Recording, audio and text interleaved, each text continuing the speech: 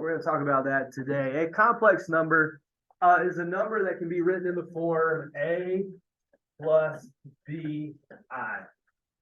A plus BI. And you're going to kind of like, why is it called a complex number?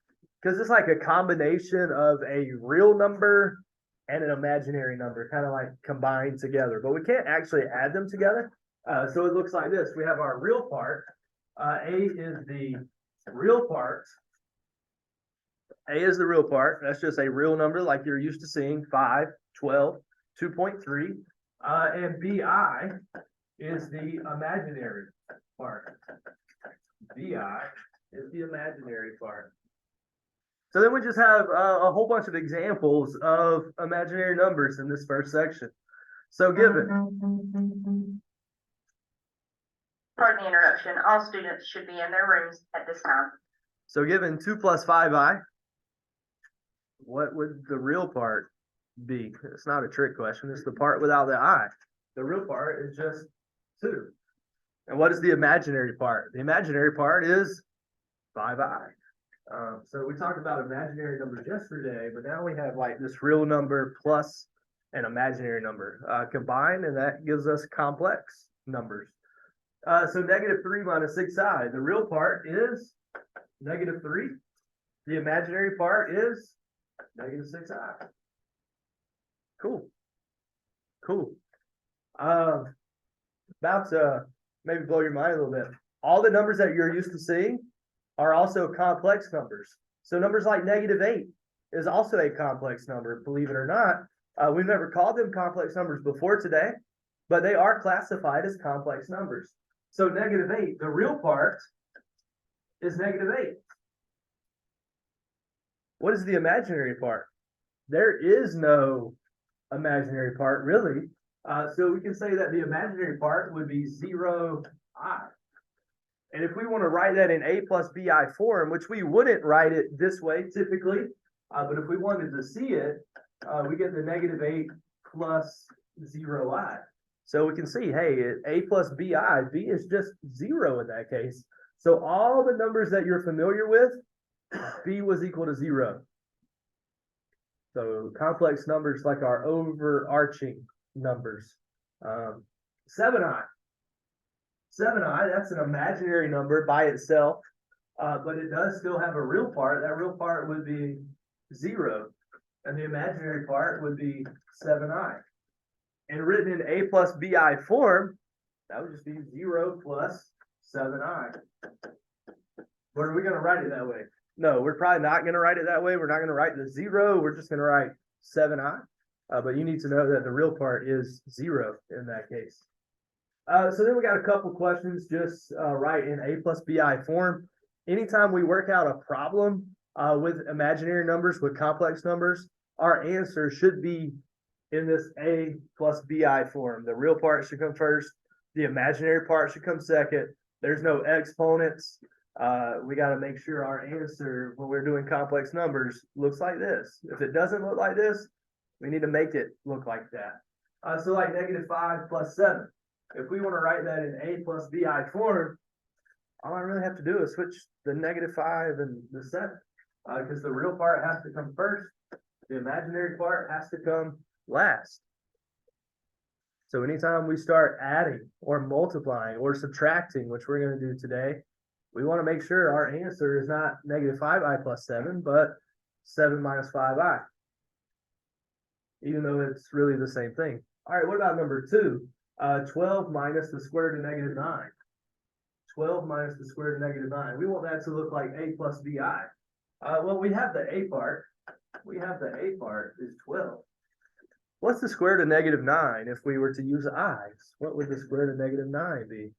Square root of 9 is 3. So the square root of -9 is 3i. So we get 12 minus 3i.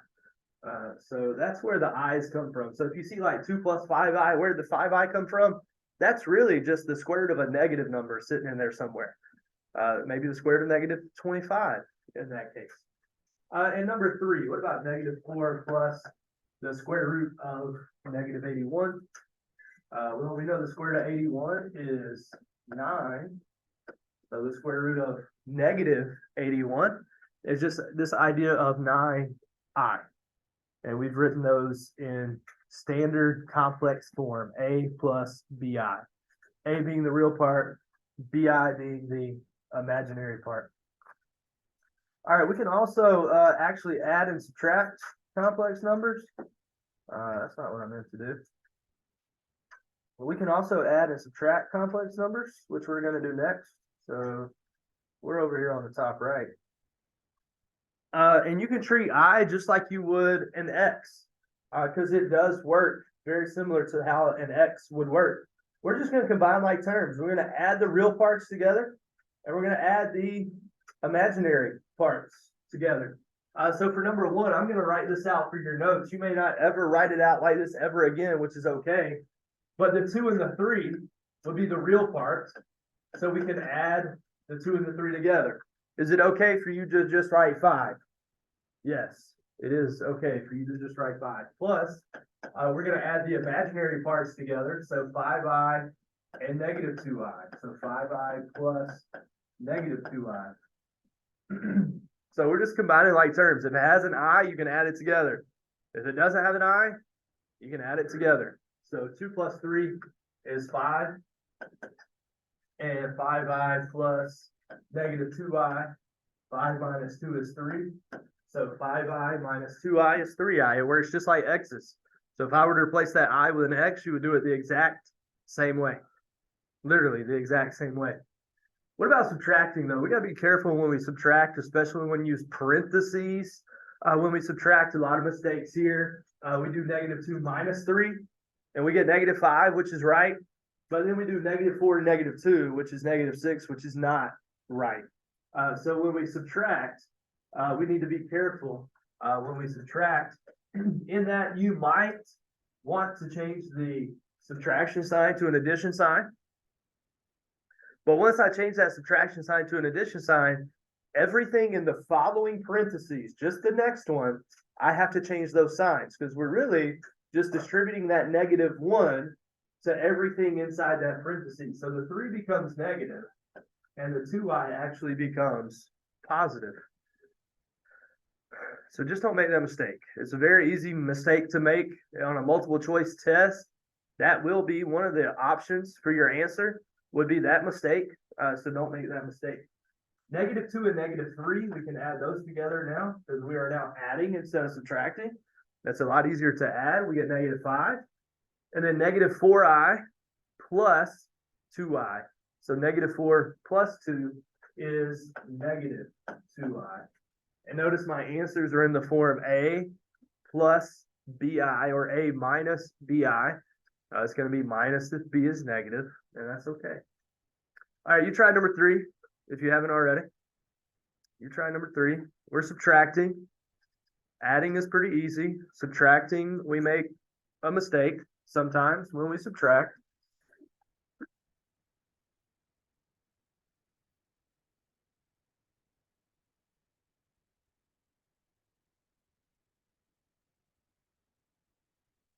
Do make mistakes sometimes when we subtract.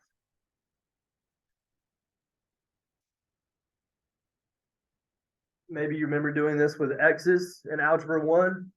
You do it the same way. It's just an I instead of an x. It has a different meaning. It's not a variable anymore. It is just the imaginary number.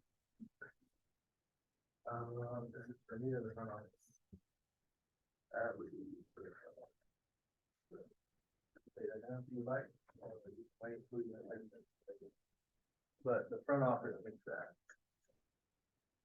All right, number 3, I would change the minus sign to a plus sign. The negative is going to become a positive, and the 7 is going to become a negative.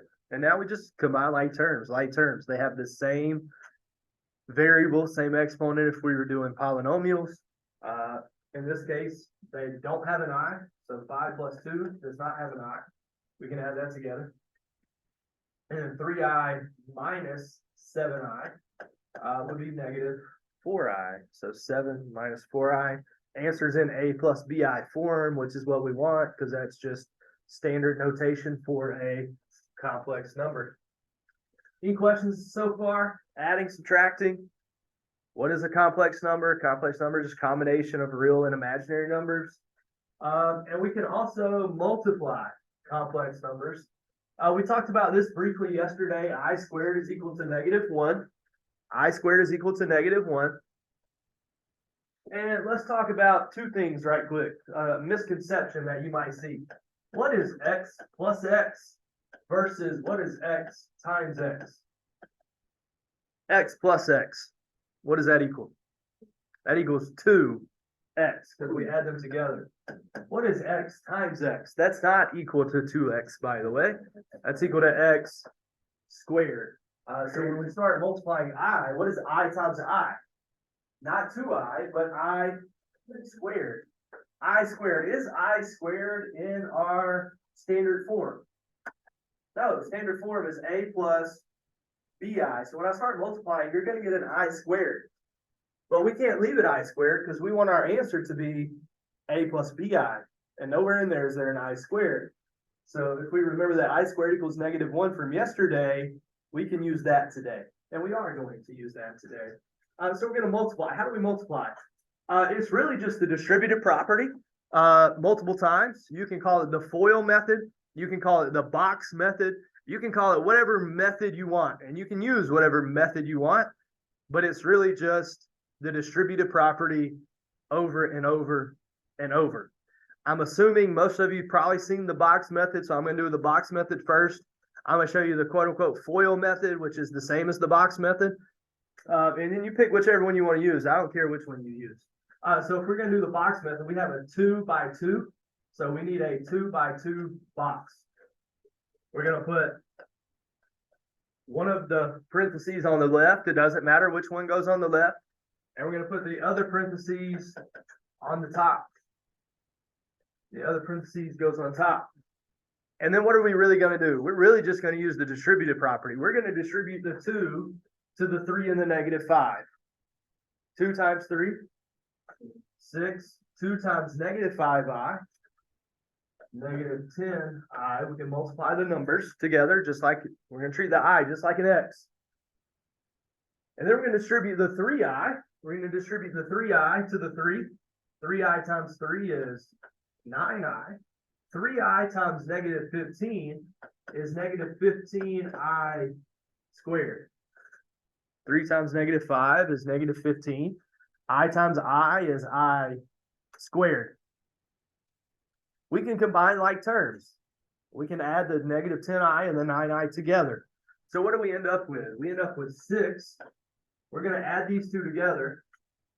-10 plus 9 is -1. So -1i. You can write the 1 if you want. You don't have to, but you can. And then we have this -15i squared. -15i squared. Is that in a plus bi form? No, it's not. If it were x, could you just leave it like that if it were x's? Absolutely, you could just leave it like that if it were x's. But they're not really x's. They're really i's. And a plus bi doesn't have any exponents in it. But what do we know I squared equals? We know I squared is equal to, up here, you can't see it, but I squared is equal to -1. So this is equal to 6 minus I minus 15 times, I'm going to change the I squared to -1. But what really happens if we multiply a number by -1? Does the number itself change? No, what's the only thing that changes? The sign is the only thing that changes. So this -15i squared is really just positive 15. Because I squared is really just -1. So here's what I would do if I were working these out. I would come over here to my box, and I would say, oh, I squared is -1. So what's going to happen to this box right here if I squared is -1? The I squared is going to change the -15 to a positive 15. So I'm going to cross the I squared out, and I would change the -15 to a positive 15. That's what I would do. Can you do it this way and write out, oh, I squared and multiply by -1? Can you do that? Yeah, you could. But I know that I squared is only going to change the sign. So the I squared is not there anymore. It's just 15. So now can we add the 6 and the 15 together? Yes, 6 plus 15 is 21. And we get 21 minus I. Is that in A plus BI form? Yes. B is negative, and that's okay. It's okay, that's A minus B, that's not a problem. But I squared is an issue because that's not our standard form for a complex number. So my final answer would be 21 minus I. I'm going to do number 2 with what we would call the FOIL method. But if you don't like the FOIL method and you want to use the box method for number 2, guess what? You should use the box method for number 2. But I don't know how your Algebra 1 teacher taught this to you. I'm assuming you saw this, if I had to guess, but I don't know that. So I'm going to show you in number 2. Erase this. So we have room. I'm going to show you number 2 the other way. So negative 2 plus 3i. I wish we could just square both of them. I wish, but it doesn't work that way. We can't just say negative 2 squared is 4, 3i squared is 9i squared and be done. Negative 2 plus 3i is actually negative 2 plus 3i times negative 2 plus 3i. And the second method is called, you call it the FOIL method, but it's really exactly what we just did. The box is not really a method. The box is more of an organizational tool, which is really nice to organize. But this other method you may have seen if you watch a YouTube video, you may see it called FOIL. First, outer, inner, last. What's really happening? We're really just distributing the negative 2. We're really just distributing the negative 2. Well, that would be the first and the outer. So the first 2 terms, the outer 2 terms. But really, what did we do? We really only did the distributive property. Negative 2 times negative 2 is positive 4. Negative 2 times 3i is negative 6i. So we did the F and the O. Now what are we going to do? We're going to take the 3i and we're going to distribute it to the negative 2 and to the 3i. That would be our inner, so our inner 2 terms and our last 2 terms. Is that the exact same thing that we would have got with a box? Yes, it really is. So 3i times negative 2 is negative 6i, and 3i times 3i is 9, and I times I is I squared. But what's the I squared going to do to the positive 9? The I squared is going to make the positive 9 a negative 9, because we know that I squared equals negative 1. So now we can just combine our like terms. 4 and negative 9. 4 and negative 9 is negative 5. And negative 6i and negative 6i is negative 12i. You could have used the box for that if you wanted to. Anybody want to see the box for number 2? Anybody want to see the box for number 2? Anybody want to see the FOIL method for number 1? We just go bam, bam, bam, bam. There's the 4 things you would multiply. 2 times 3, 6. 2 times negative 5i, negative 10i. 3i times 3, 9i. 3i times negative 5, negative 15i squared. I squared is equal to negative 1. And that negative 1 is going to make the negative 15 positive 15.